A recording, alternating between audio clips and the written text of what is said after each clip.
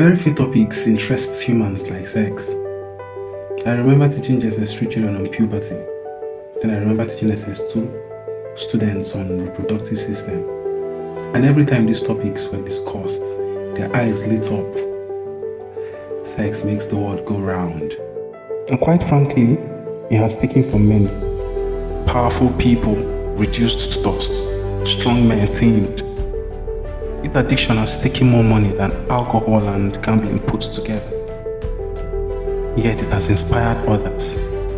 This is what Napoleon Hill referred to as the mystery of sex transmutation. He tried to establish that there are certain people who have understood how to channel this sexual energy to creativity and productivity, and not just the mere physical expression, which is the least of its power. And you know what's funny? Most men will momentarily suspend food for this evolutionary masterpiece.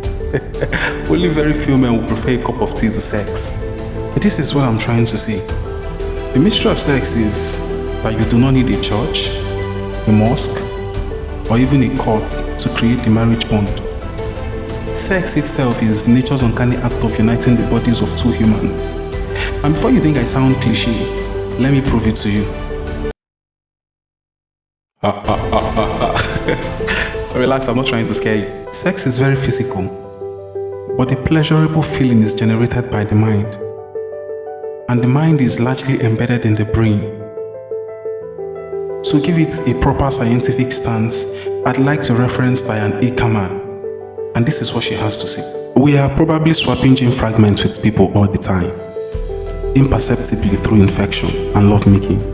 Because over the course of an intimate relationship, we collect a lot of pieces of someone else, until one day what remains is truly and thoroughly a mosaic, a chimera, part man, part woman, part someone else.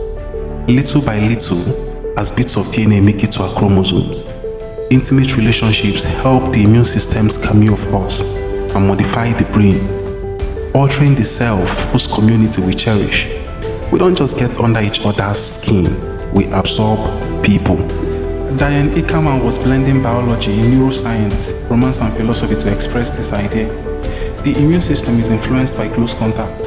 So what happens with intimacy is that there is sharing of microbes, oral bacteria, skin bacteria, even vaginal bacteria.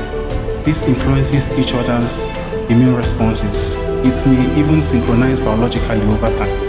So what this is simply saying is that over time, these two individuals no longer react negatively to themselves. Their immune system at various points in time will begin to view whatever is coming from the other person as coming from a relative or family. So there is no form of protection or fights when the other person is involved. Their body tends to, view themselves as friends and they easily just get along. They've found a way to bind themselves immune response-wise. Certain narratives tend to promote the idea of the fact that this is why husband and wife begin to look alike over time. But what's more, sex physically changes your brain. Neuroscience has proven over time that romantic relationships tend to alter brain chemistry. Oxytocin, which is the core bonding hormone, dopamine and serotonin pathways in the brain shifts.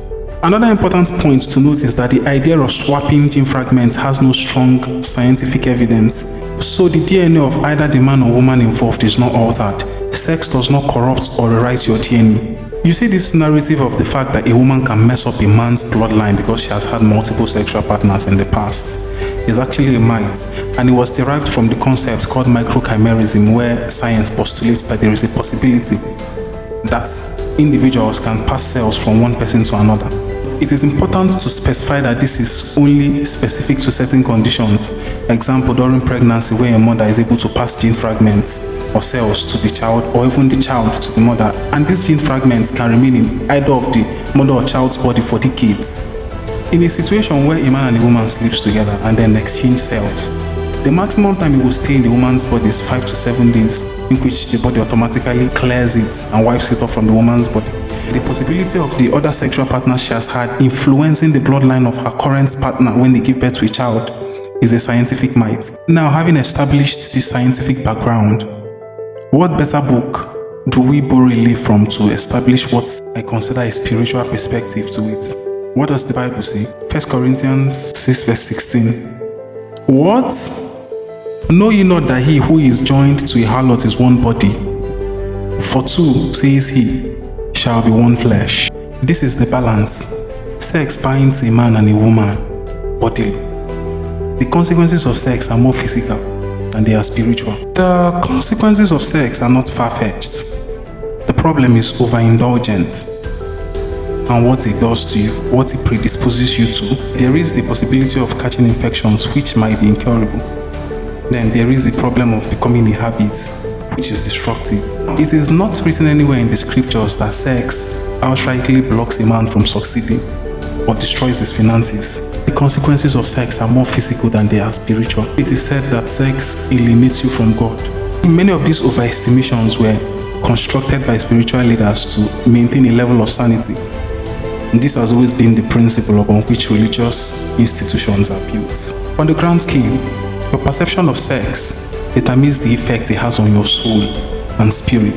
If the deed makes you feel alienated from God, it could probably be because of conscience. Understand that conscience might not be your own. It is solely constructed from environmental influences. You've been going to church, mosque, or places where certain values has been built into your subconscious. So it is natural to feel bad and feel out of place with your maker because you've done something and that the presumed religious environment has told you causes you to disintegrate from God. The pleasure of sex is overestimated. However, pleasure is the surface, bonding is the reality, consequences is the truth. Do or don't, you decide.